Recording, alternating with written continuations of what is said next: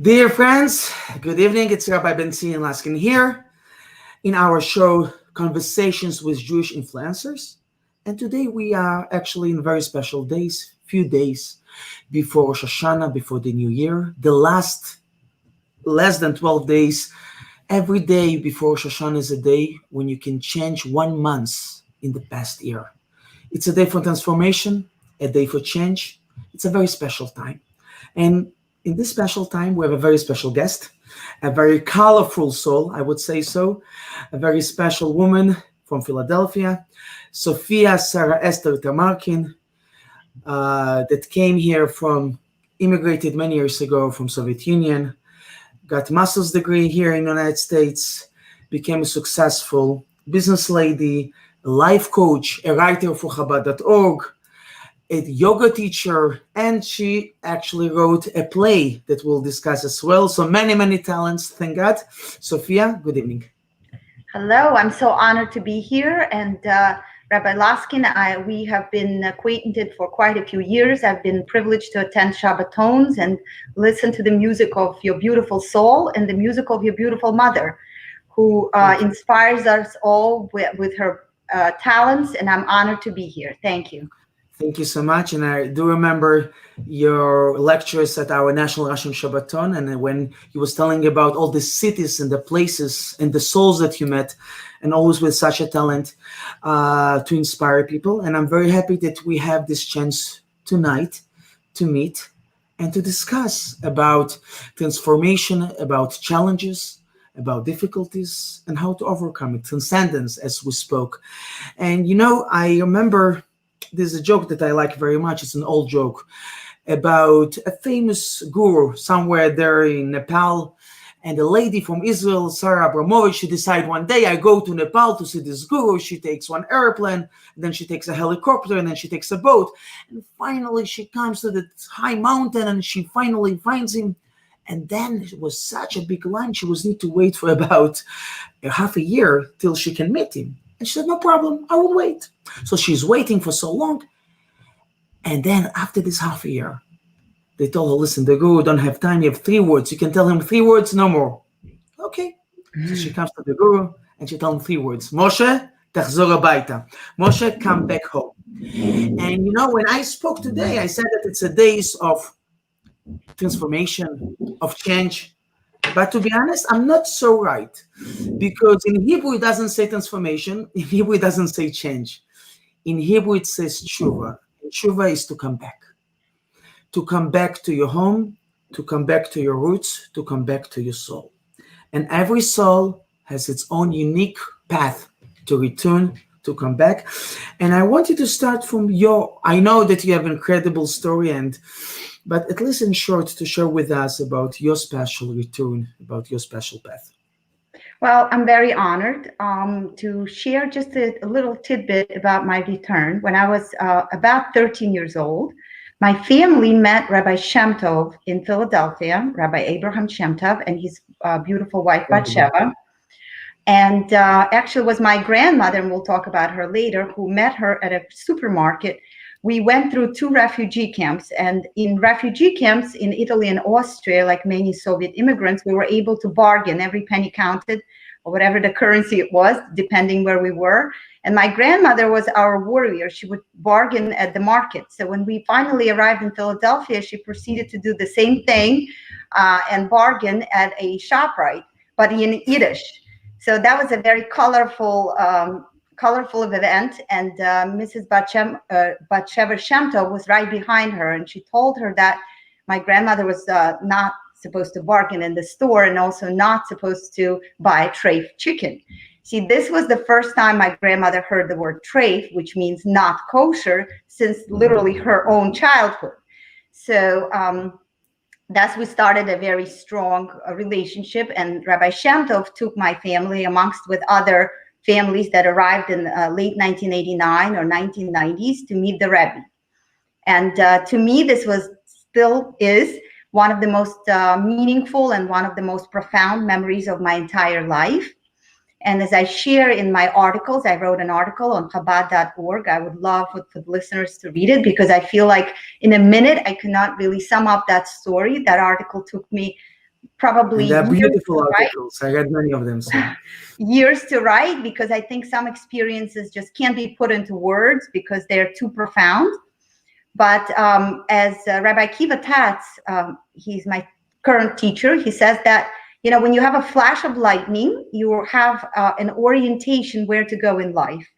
So if I was to sum up my experience of standing next to the Rebbe, in front of the Rebbe, I would say that I had a flashing lightning inside my own soul, and I met myself. My article is actually called Meeting the Rebbe, Meeting Myself. Because, it's a funny quote that was said by Walt Emerson. You would think that it wouldn't be applicable now, but it very much is. What lies behind us and what lies before us are tiny matters compared to what lies within us. Beautiful.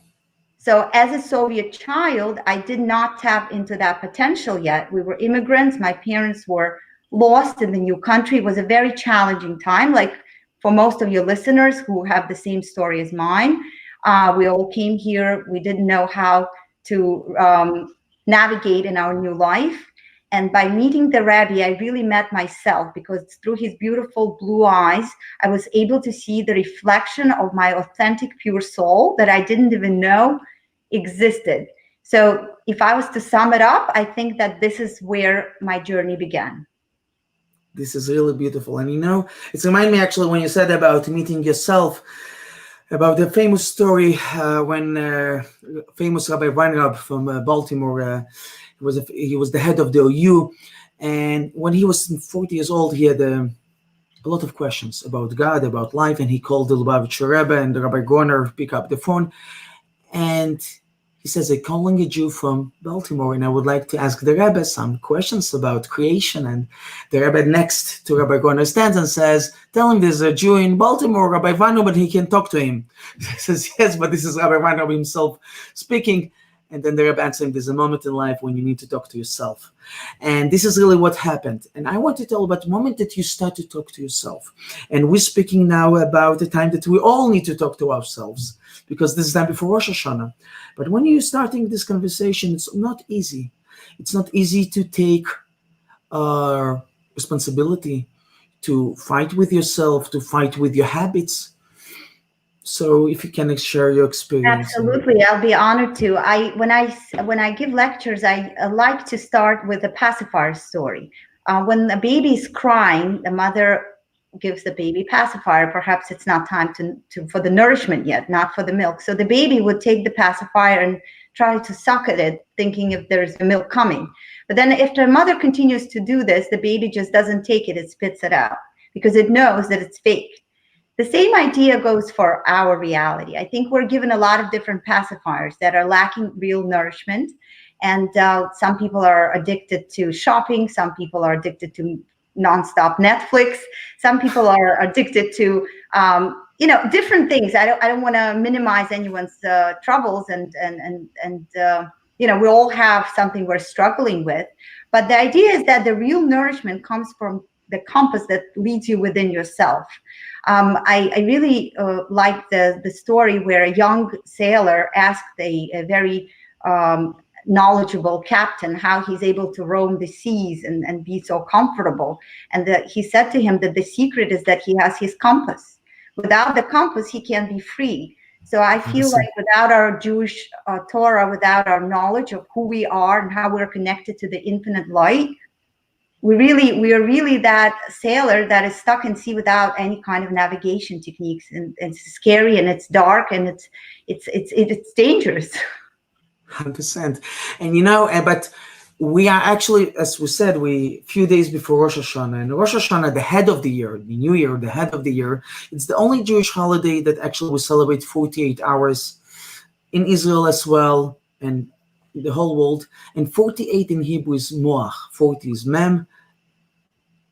Chet, 8 is chet, is moach, brain, is the brain of the whole year. How you behave, how you think, whatever you do, it's depend all your year. And there's one special moment that speaks to me personally very much, and it's when we read the Torah on Rosh Hashanah. So we always read usually something that connected to something that happened on this day. And we all know that Rosh Hashanah is the day when human being, the first man, the first creation was created, is the birthday of mankind. And you will expect to read in the Torah about Adam, how he was created. No, nothing. Totally ignorance. You speak about Avraham Avinu, the first Jew, with all respect, it's not your day, it's not your birthday, and you speak about Avraham Avinu and all, and you ask yourself, 1 second, why we ignore Adam Rishon? This is his day, we should read about him. And there's a beautiful explanation of the Lubavitch Rebbe, and he said the next as follows. He says, you see, Adam Rishon was created in this day, but the same day God told him, don't eat from one tree, and he didn't do it. He says, I will do whatever I want. And when he asks him why he did it, he says, not me, it's my wife. Chava says, not me, it's the snake. They was blaming each other. And Adam said to God, I ate and I'm going to eat more.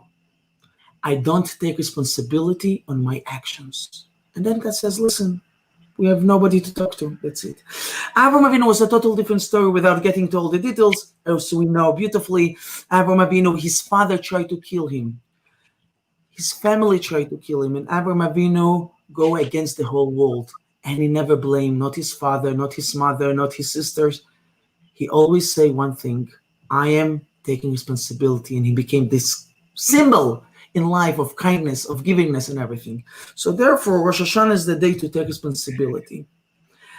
So we read about Abraham, he's our symbol, and not about Adam Harishon, who wasn't able to do it. And now I'm coming to our life.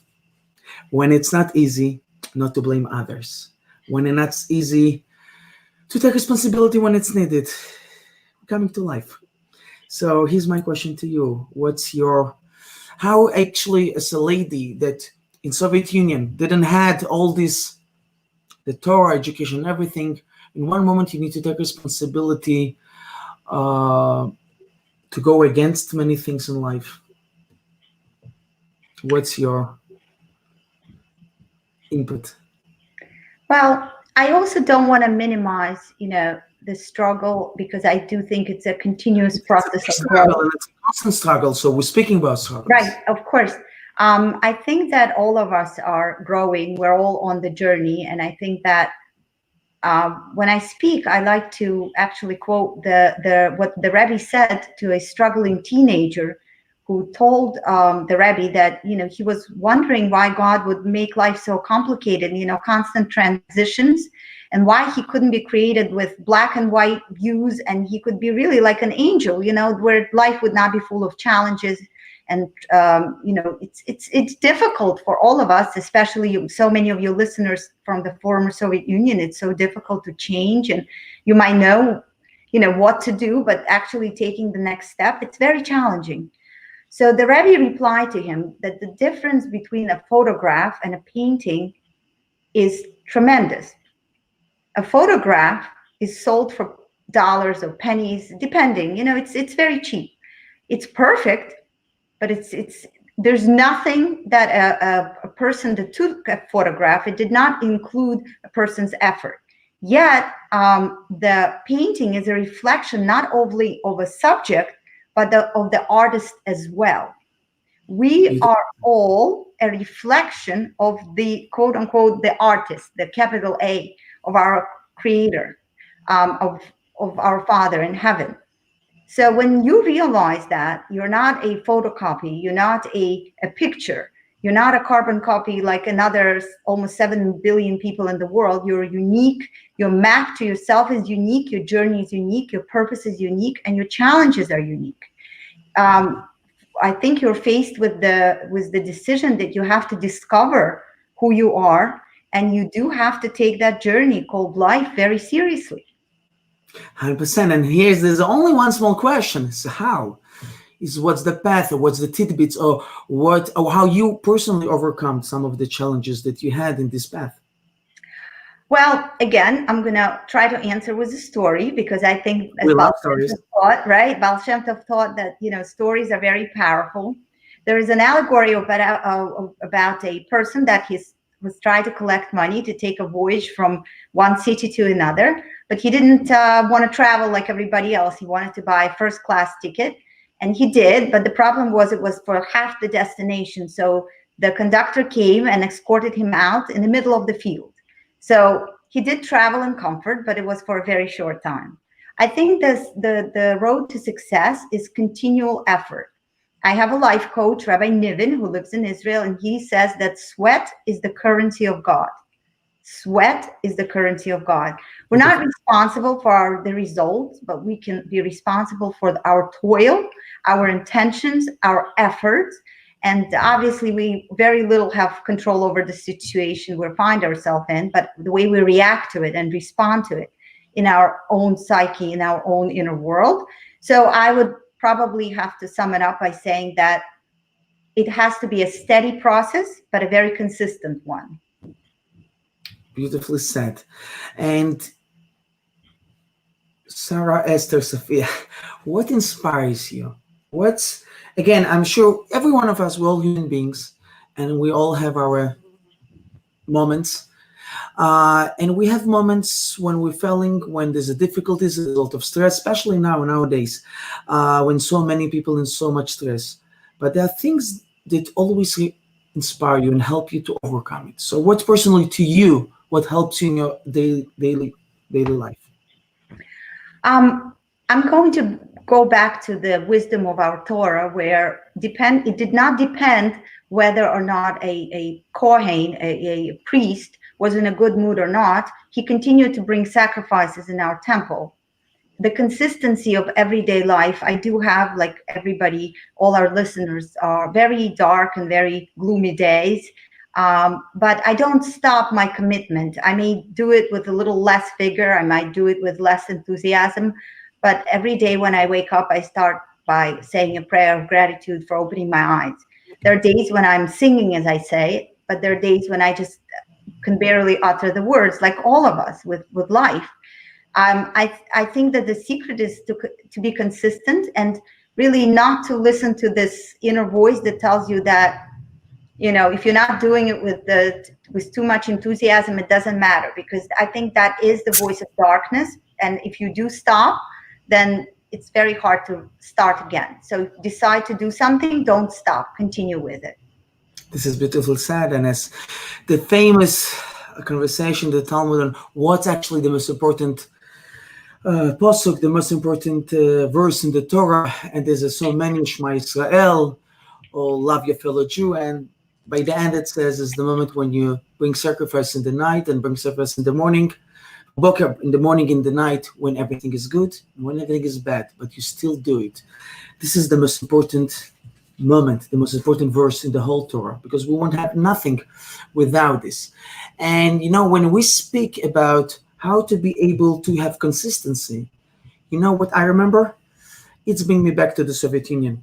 It's bringing me back to our babushkas, our dedushkas, pradedushki, prababushki, because if me and you today, we're sitting here and we're speaking, it means that both of us and millions of Jews all over the world, it means our 4 generations back, 3 generations back, 5 generations back, our grandparents was ready to sacrifice their lives to stay Jewish and to be consistent in whatever they was able to. They was needed to starve, not to eat, so many things. And in Judaism, we don't say the word history, his story. In Hebrew, we don't have this. We have iskor, memory. Because these memories create us, our personalities. And I know that your grandmother, that we see the picture actually behind you, you had a very special connection, and she passed away recently. I wanted you to share a little bit about the roots, because those roots really will make us.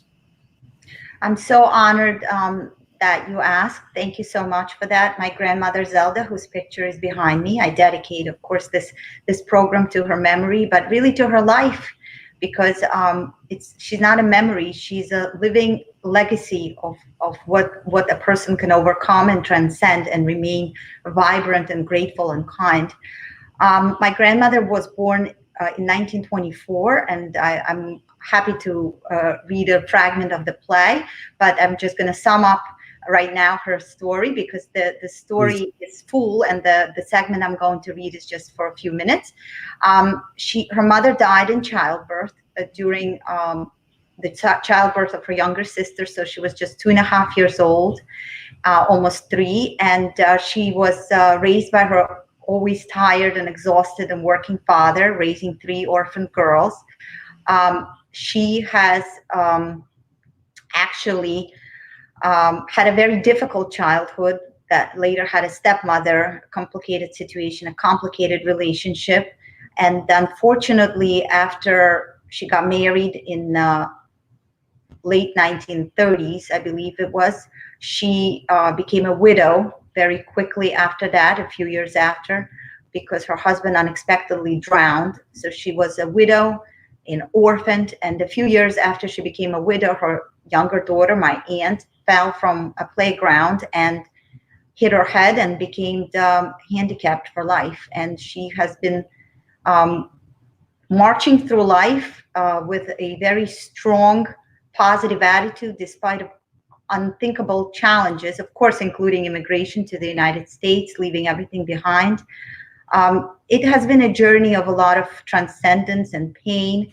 And looking at this generation, and I think our listeners now can probably relate to, the stories of their grandmothers or their mothers or great grandmothers, people that were born right after the revolution or before the revolution, what they've been through, what they've been able to overcome, the hunger, the poverty, the fears of Stalin's persecutions.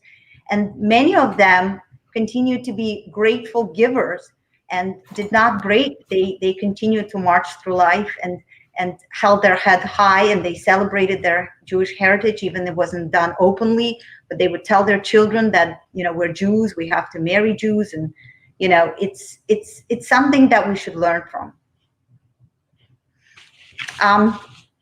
Rabbi, I'm wondering if you want me to read a little act. Yeah, actually, I would love to hear the play. And first of all, I want to it's really true inspiration, and thank you for sharing this with us. I remember a lot about my babushka, how she was she went through the blockade in Leningrad and how she was able to do circumcision to my uncle. And this is really what inspired us to be Jewish. As Golda Meir said once to the Jews in Moscow when she was an ambassador, she came to thousands of Jews in Moscow and the shul says, thank you for staying Jew. Thank you for this. And I want to tell you, before you're going to read us about the play, what inspired you, how it became that suddenly you're writing a play? Because I know that's something that you didn't do before. Thank you for asking. My grandmother died in May of this year, May 6th. It was a moment of just a shock, even though, she was almost 96 years old. But some people are so vibrant, you just think they will live forever because they're so full of life despite of age. It's such a privilege to be around this type of a person, right, despite of their age.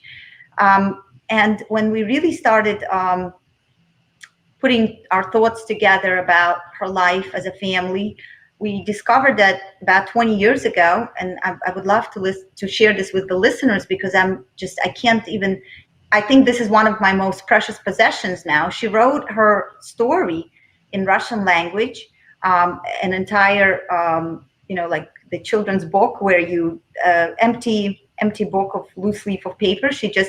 I bought it for her and I asked her to write. And I don't even remember when she did it. It was many years ago when we first immigrated to the United States, over 20 years ago.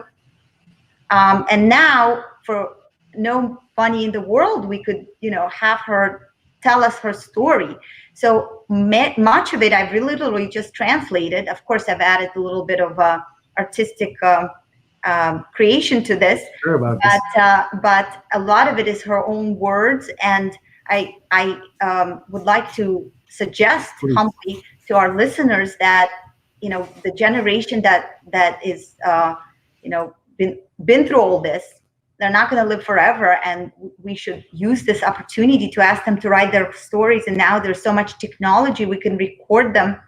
And then 20, 30 years from now, this will be a priceless gift to our own children and their children. It's incredible to find these memoirs and her memories alive. So this is what I'd like to make sure that the listeners also have an opportunity to do with their loved ones, because it's so precious. 100%. Thank you so much. So we're going now to have a premiere of it's a play. How long is this play? It's like an hour? Well, I'm hoping that, also if anybody from our listeners would like to, connect to me with the entire play as a production. It's a one-woman show.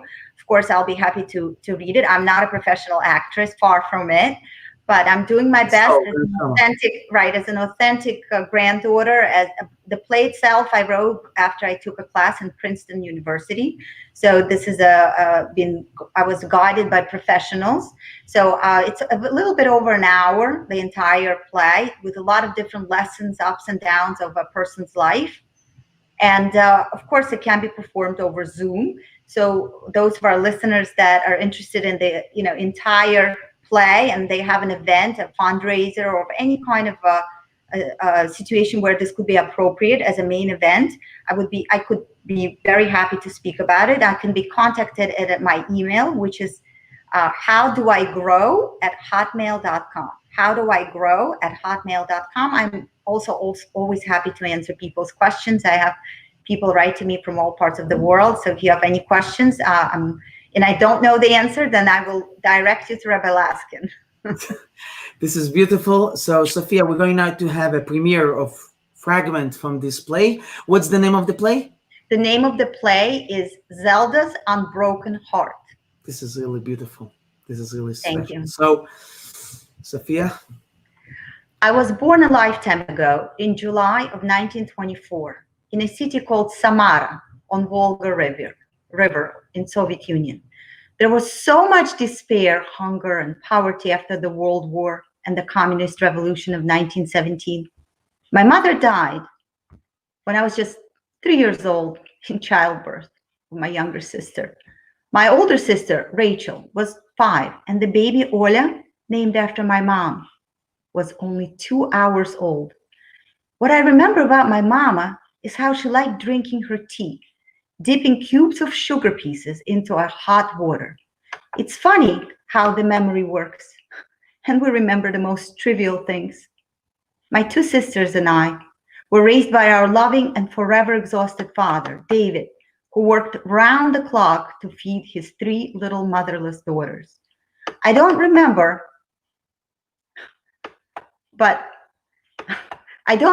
this, of course, but Papa told us that Mama,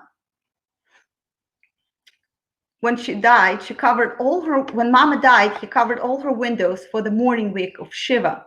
When the week passed, Papa went to the city's bathhouse, and an old man looked at him and exclaimed, "My son, your face is so young, but your hair is completely white.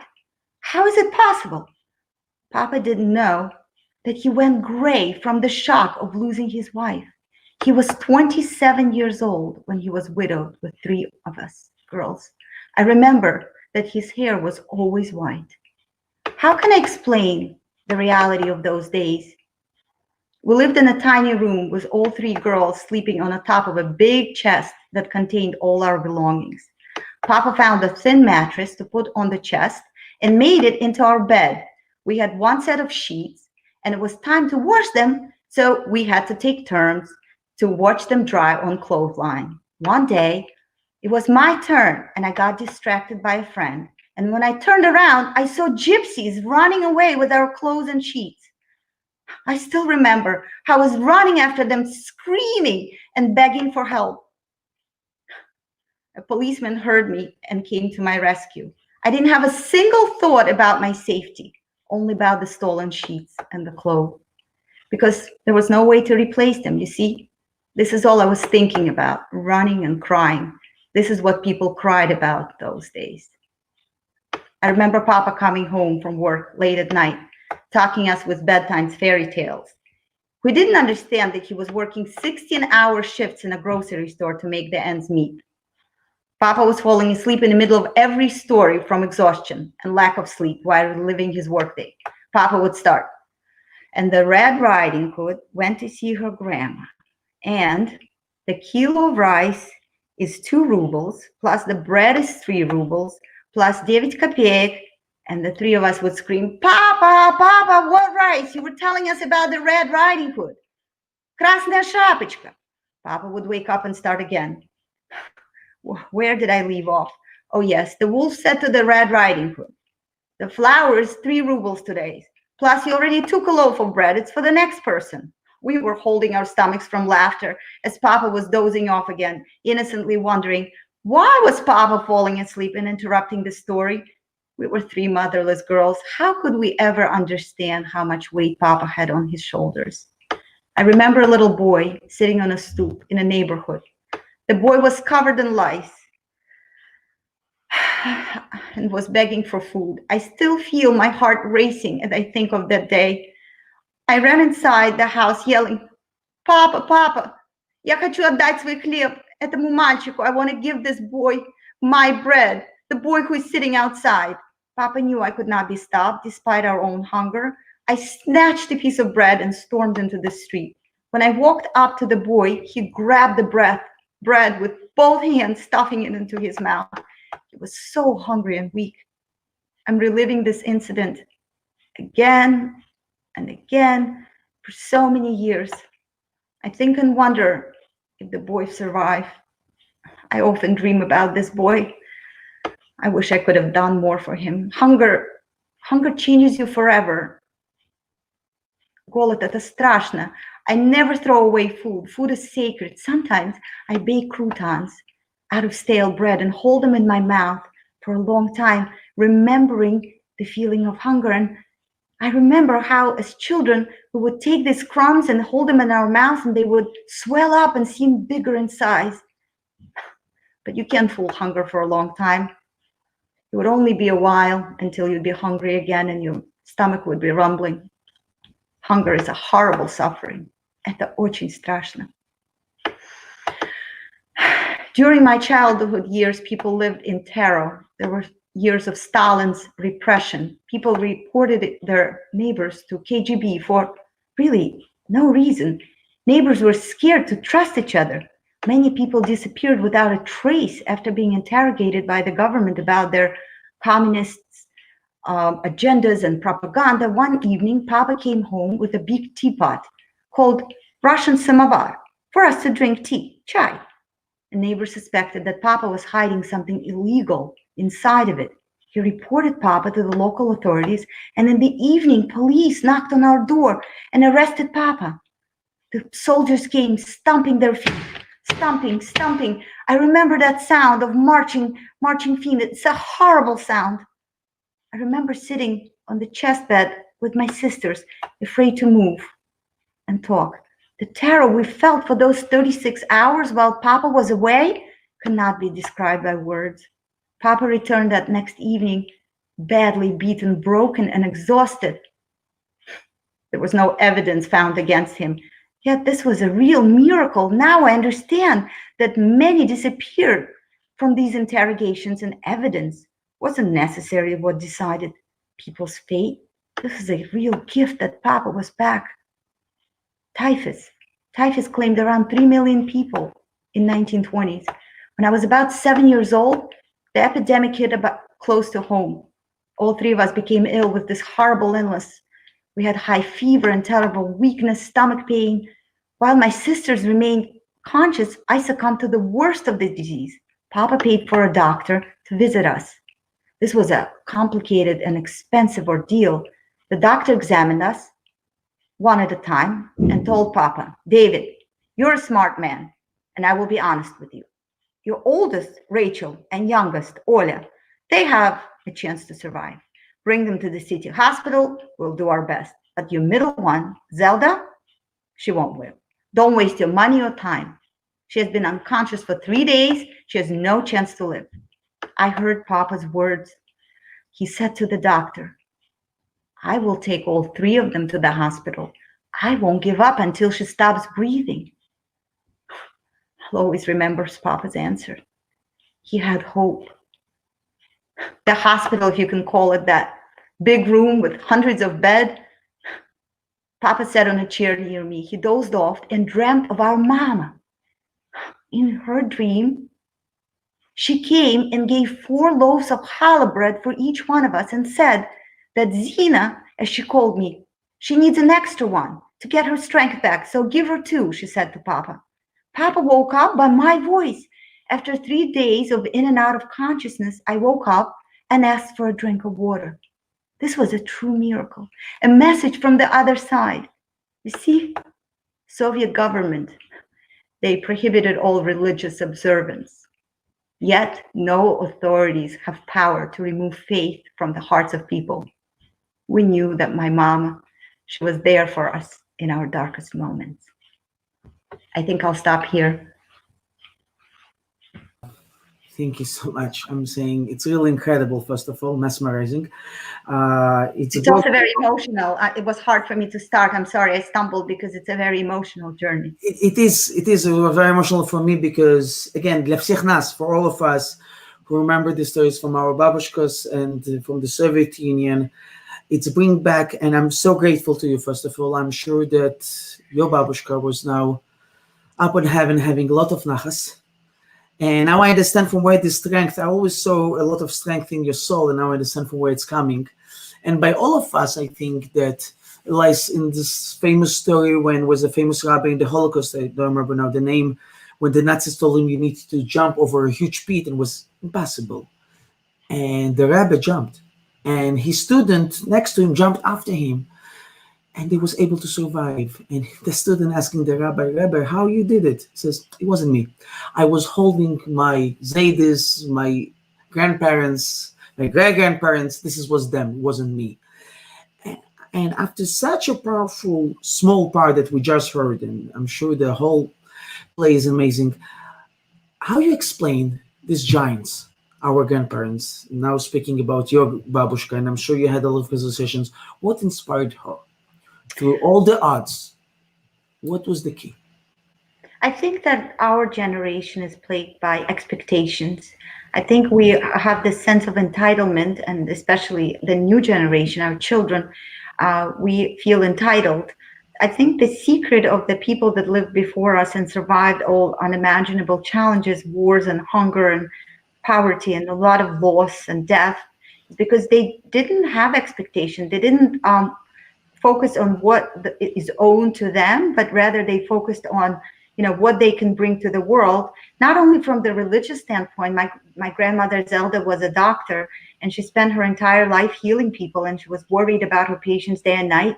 She wasn't victimizing herself, and she didn't feel like she wasn't dealt the right card, and she never felt that people should feel sorry for her. I think she would even resent that. She was a strong woman that, yes, it's true, she had a lot of challenges, but our generation, we feel so much like we're entitled. We feel like the world has to cater to us, and even the relationship with our creator. A lot of people that are starting, they feel very discouraged that they need something, and they've already prayed twice, and they wonder why it didn't appear at their doorstep. And there's no I think we're not humble. That's probably just to sum it up. And I say this also very humbly about myself. I'm not, criticizing anyone, but starting with myself. We're not humble. We feel entitled. This is beautifully said. And when I heard now the story of your grandmother, of Zelda, it reminded me what we spoke in the beginning of the show about Avraham Avinu and Adam. We had one person, Adam Arishon, who had everything, but he became a victim. Everybody was blamed of somebody else, and he didn't took responsibility. And we had Avraham Avinu, who his father sent him to the fire, and everything happened, but he chose to give and not to be a victim. This is the story of Rosh Hashanah. Therefore, we're reading about Avraham Avinu, and this is the story of Zelda, and this is the story of us, of the choice that we have in life to become a victim, or to choose life and to choose to give, and to choose to see light in every opportunity, even so in times when it's not so easy. And one of, I think, the most important ideas of the Hasidic movement, and we just had a few days ago the birthday of the great Baal Shem Tov and Alter Rebbe, is happiness.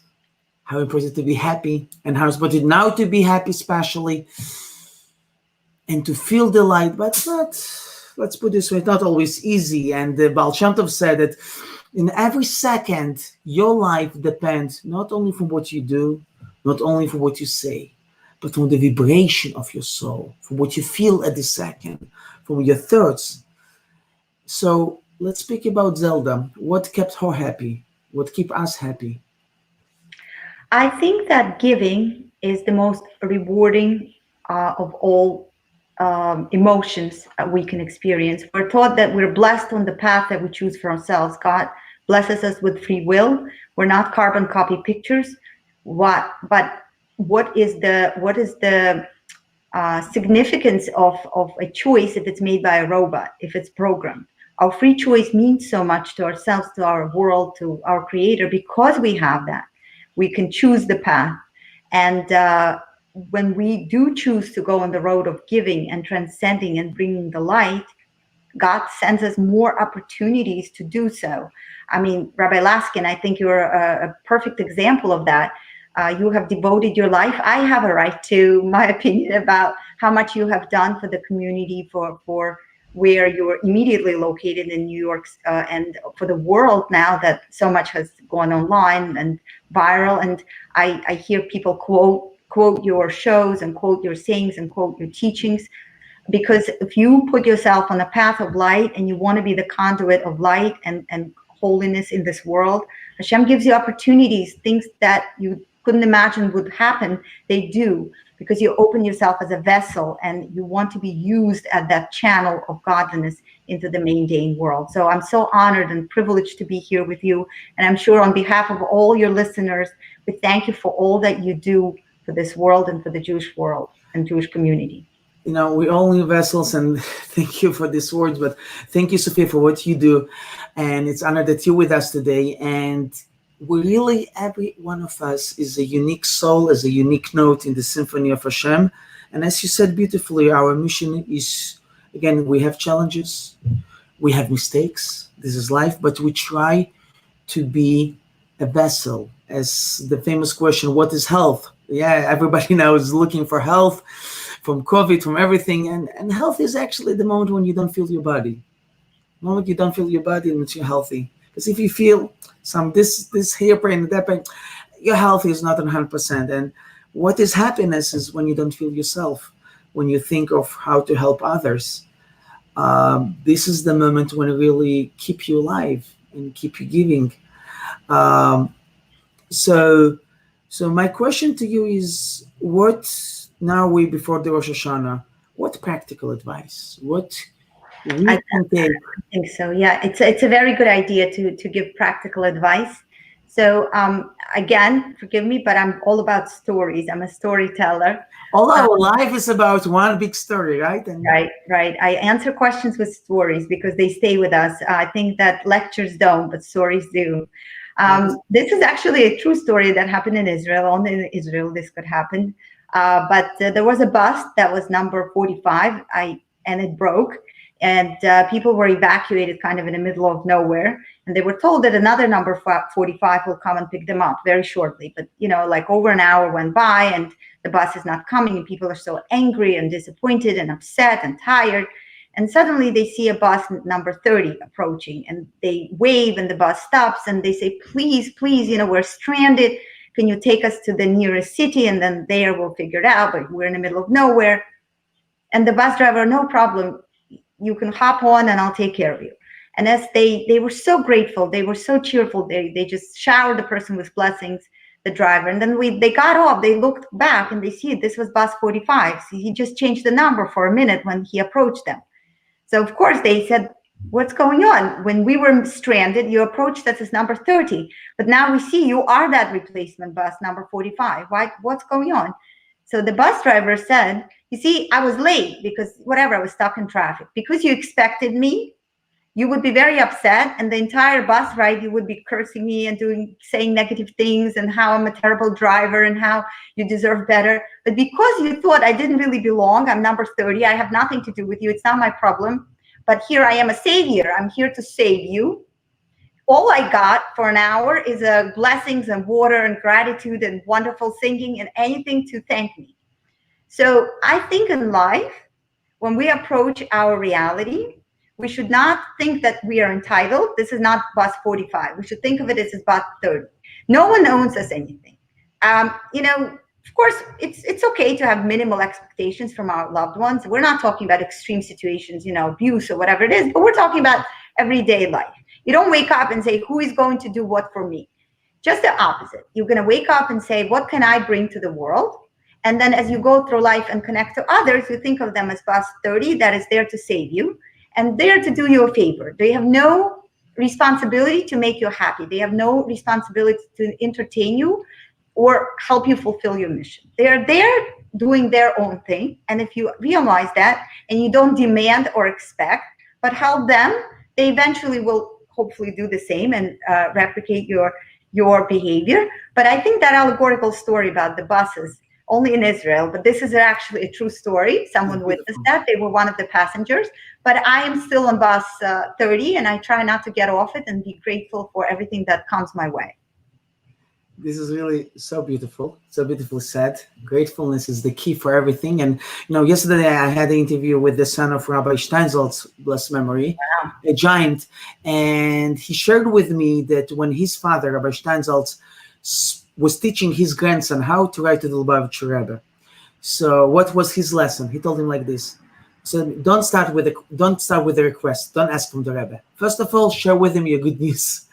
Say thank you, and only after you're thanking and telling about the good news, only then you start asking.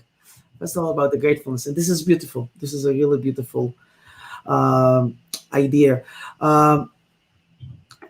Another practical advice? Sure, of course. Another practical advice is I think that we are all living either in the past of what was, either it was in a former Soviet Union or was it, in our youth or before Corona. We all have before something, whatever that point is. And many of us can't wait for this to end, and we're living in the future, whatever that means to our listeners or to ourselves. There was a story about, actually, again, it's a true story. In 1800s, a gentleman was imprisoned, and the guard told him for one day a year, you can get out. So he wrote to his rabbi and asked what day should it be. He thought maybe Rosh Hashanah or Yom Kippur, or maybe his birthday, maybe his wife's birthday, maybe he would have a child. I don't know, but the big day. So the rabbi replied to him that the day you should get out is today, because all you have is today. This is your reality. We have August 10th about to end, entering into August 11th, right? So this is what our reality is about. We should not reminisce about the past. We should not worry about the future. We should be mindful about where we are. The person in front of us, that's the most important person. The time we're in, that's the most important time. This day, this time, and the place where we stand is holy, because that is our only place we hold. This is so true and so deep. And as we say in the Torah, there's 4 names for the Satan. One name is the Satan. Second name is the evil inclination, Yetzer Hara. Angel of Death is the 3rd name. The 4th name of the Satan is tomorrow. When you postpone for tomorrow, this is the Satan.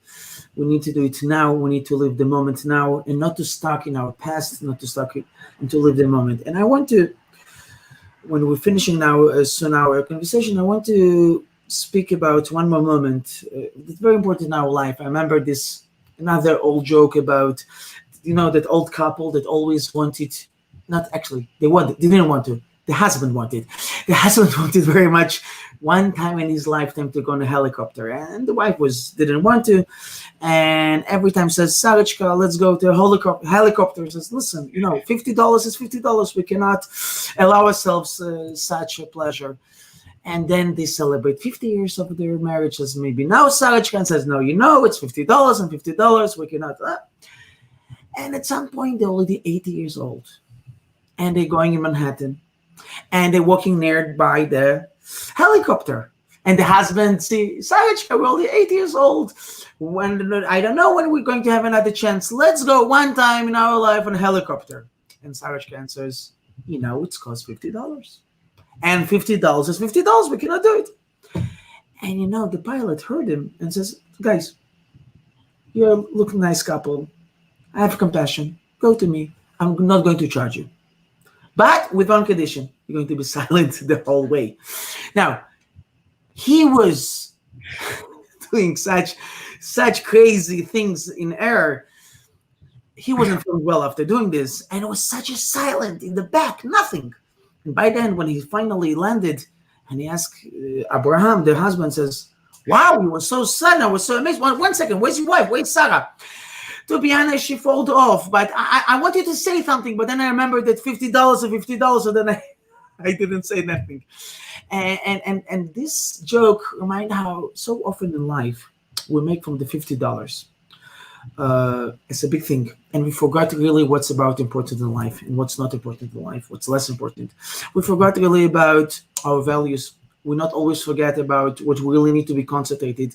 And I think this is now the time. It's a good time now, before Rosh Hashanah, to think really about. And I heard so much, and I'm sure you know this as well in our community, people saying, Rabbi, listen, you're a rabbi, you're a spiritual person, you go to shul, it's fine. We have a life, we have businesses, we have so many things. We cannot allow ourselves, we don't have the time.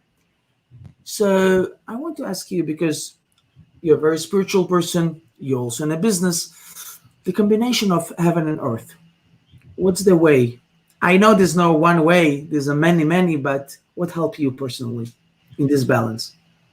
This is such a profound question, and all your questions are such deep and profound questions. Thank you so much for making me think. There's an interesting answer about the Lubavitcher Rebbe meeting Rabbi Lord Jonathan Sacks, yes. Right? Yes. So many titles, and he was still a young philosophy student, and he came to interview the Rebbe, and then the Rebbe gave him all the answers. It took a long time. He was doing his research, and then the Rebbe says, I have one question for you. What are you doing for the Jewish life in, I think, Cambridge University? Only one question. What are you doing with your life for Jewish people, where you are, where you can possibly shine? That's the first part I'd like to address. When I read that, I wake up every day and I ask myself that question, imagining the Rebbe would ask me that. It's a very honest and authentic question. Sophia, well, now Sarah Esther, I try to embrace my Jewish name. It's not easy. It's a big transition. But what are you doing for the world, for the Jewish people, for your immediate circle, for your family, and for yourself today, right now? And to continue this story, Rabbi Jonathan Sacks, Lord, he said, the situation as a British Jew, the situation I find myself in, and the Rebbe interrupted him, which Rebbe never did because he was so well-mannered and polite and patient. And he said, we don't find ourselves in situations, we put ourselves in situations. See, I don't find myself in my life. I put myself in my life where I feel like I belong. I often fail, but I try again. And I'm consistent in one thing. I continue to try. And I continue to wake up every day and try not to succumb to despair. If I failed yesterday, I try to be positive about today. And I try not to live my life, thinking that I find myself in situation. I try to empower my soul. I try to connect and speak to my soul. And just to finish off my answer, I'd like to say that, there's a beautiful story about every generation adding a zero to our significance. So if you're a one, and your Bobbies and Zadis and great-grandparents, they were great people, then you're, 1 million, 20 million, 1 billion, a lot of infinite number of zeros. Not infinite, but a lot, right? Huge numbers. But if you're not one, if you're not a chad, I want to make sure everybody understands. Если ты не один, если ты себя ничего не представляешь, то ты просто куча нулей. So all those people that lived before you, they gave you an opportunity to excel, to put that one in front of the many zeros. If you have not become that one, that their potential has been kind of wasted because, they have lived and they gave you legacy and they gave you their wisdom, genetic wisdom, and they remain part of the Jewish nation. And you have responsibility to them, to yourself, and to each other, and to the world to add your one. So if we wake up every morning and we want to be that one attached to all those zeros of glamorous, wonderful, resilient people that lived before us, then I'm sure we will succeed in the new year and today. This is so beautifully said and so inspiring, and I want to thank you so much. And when you said these very inspiring words, I remember two short stories that's so connected. One is when was a Jew that came to Lubavitcher Rebbe and asked him, Rebbe, my family was killed in the Holocaust. I don't know what to do. The Rebbe told me you need to marry again. He says, I can't. And then the Rebbe told him, anything left from them? And he looks at the Rebbe and says, no, nothing. They all was burned. And then he says, the Rebbe answered him, you're wrong. You left with the love, and you need to continue this love. And this is the love that we show how you continue for your Babi Zelda, and how every one of us, when we do any mitzvah, we continue how they was keeping kosher, how there was our Babis and Zaydis, how they was starving days just to do it, how they was hiding in the dungeons to study Torah and whatever else, or just to stay Jewish. We continue the neshamas, we continue the love, and I'm sure and I see and I enjoy how you do it every day. And the other story was about and the other story was about the great Baal Shem Tov, when he was asked once, what is hell? And the Baal Shem Tov said that hell is the moment when you go up in heaven after 120 years, and they show you your image above, what you could do, how God see you, your talents, your powers, everything what you have in life, how much you could do in life and what you did with it. This is what's called image below. And when your soul up in heaven after 120 years and you see everything what you was able to do, and you see how you wasted it, this is what we call hell. This is what we call shame. The shame, this is the hell. So we wish ourselves before Rosh Hashanah that our image below will be a little bit closer to really our unlimited image above, and that we always will have the power to continue the love of our great-grandparents for so many generations. So I want to thank you for reminding us about this, for telling these inspiring stories, your personal stories, and so many stories of our also Babis and Zaydis, all that you said about. So I want to thank you so much, and I want to wish you in this upcoming year to continue this love and to inspire so many people around us, always to be a little bit closer to our image above in this upcoming year. Sophia, anything? Sophia, Esther, Sarah, anything for? Thank you so much. I would like to bless all of us, or our listeners, and each other, and all Jewish nation, really the entire world, with light. And I think we're all in a point in life where we're able to rise. And this is a time when a seed is put in the ground before it flourishes to become a beautiful tree or a rose. It has to decompose. Perhaps that cleansing is happening to all of us right now. And this too is for the good, and it is good. And I believe that the new Jewish year is going to bring wonderful goodness and light and clarity to all of us. Amen, amen. Kini ratzon shel b'ktiva v'chatima tova to all of us. And as said once beautifully the Rebbe, the secret to have a good new year, we coming to Hashem says we don't deserve it, but we says, Hashem, I don't deserve it, but please help us to help others. And then Hashem gives all the blessings. So thank you so much. And may Hashem help you to help others, many, many, and all of us. With us was Sofya, Sarah, Esther Tamarkin, a great and colorful Jewish soul. Thank you so much again. Thank you. Spasiba Gomne. Thank you very much. Spasiba. Thank you everyone who joined us today. And I want to remind you that we're going to have a special Rosh Hashanah preparation on next Monday evening with the famous cantor RAbbi Laskin, a secret of how to have a successful year on Rosh Hashanah, Al Pi Kabbalah. So going to be a lecture and a concert of me and Rabbi RAbbi Laskin on Monday, 8 o'clock. A great preparation for this new year, and wishing you all Ktiva v'chatima tova. Thank you very much again. Thank you.